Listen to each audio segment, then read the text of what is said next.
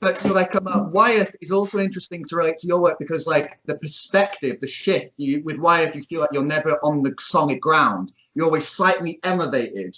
There's a weirdness of perspective there, and like I feel like again that sort of relates to Dan Schneider in the work and relates to the dalliances between the cosmic and the macro. And here's the thing: if you're a critic, you could say, well, there must be some kind of reason for this. Let's look.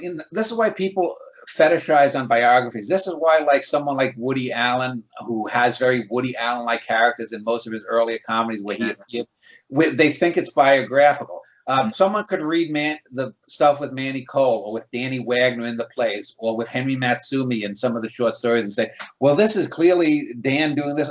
Well, there are certainly going to be elements. There's the very fact that I'm writing, there is a biographical element. If I write a novel about Al Capone, let's say, clearly I've got a poem called the Al Capone Canzone. You know, it sounds well. It's a great poem, but obviously I have an interest in it. So Dan Schneider was interested enough in Al Capone to write a great poem about it. Well, what's after that? Okay, I don't have, I don't have a room with Al Capone posters on it. I don't have books upon books about, well, Al Capone, when he was 17, he farted in a girl's face and then raped her, or whatever, something. This stuff is trivia. It doesn't matter. But people, again, art is generative. I am putting something out there for you or someone or something with a brain to know. So, because I do know, I know this from every day at the grueling work that I do. I know this when I talk with people I don't met. This is the first time we've met. I know this from conversations on Skype. I know this from endless emails from people who ask me some of the dumbest ass shit.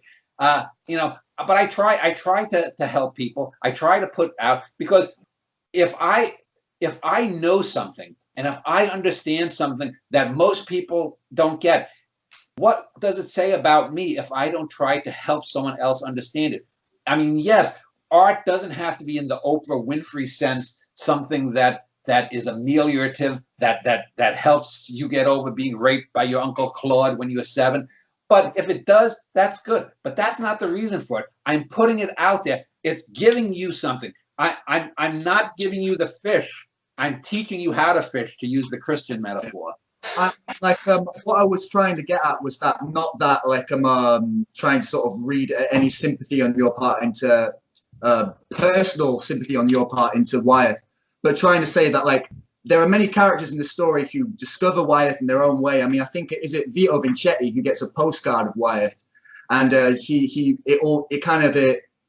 doesn't change his life or anything like that, but it forces him to consider certain things that he didn't consider before, and it appears in certain plays and such. So it almost seems like there is an affinity between Dan Schneider, whoever that is, like the author of the play, the fictive analog within the play, and Wyeth, and or some sort of creative ideal, which is maximalism, basically getting the most out of a thing with the most amount of from the least elements. I mean, you look at Wyeth; it's not like an explosion of color. It's very measured, very, very composed, but it's very maximized.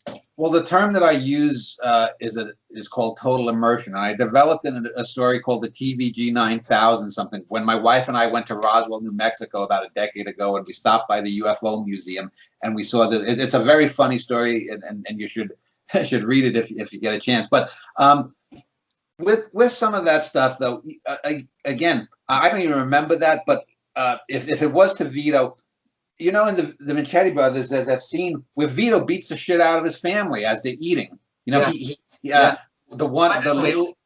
little Aldo, I think, or maybe it's Gino, is sticking lasagna up his nose, and the one brother who later turns out to be a pedophile priest leaves the family, and he's not one of the 3 main brothers. But these things, these moments that you maybe as an artist can recognize, I as an artist can create, most people don't get it. And you can and that's the thing that's very frustrating is I've known so many you probably read, I have this idea about three types of intellect: functionary, creationary, and visionary. 99.999% of people are functionary. And you can have an intelligent person. There are lots of smart people who know a lot of facts and whatnot and can tell. Then there are the creationary people who can create a little bit. And these are the people who can write some good, solid poems. I always use the example of an American poet named Mark Van Doren.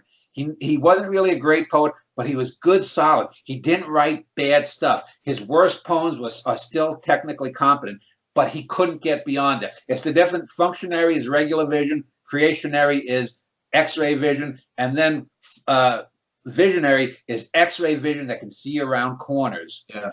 And you described it as cubes, didn't you, Dan? Like regular. Regular, squared, and cubed, almost. It's a progression, and I think it's a much better way to approach intellect than emotional intellect. You know,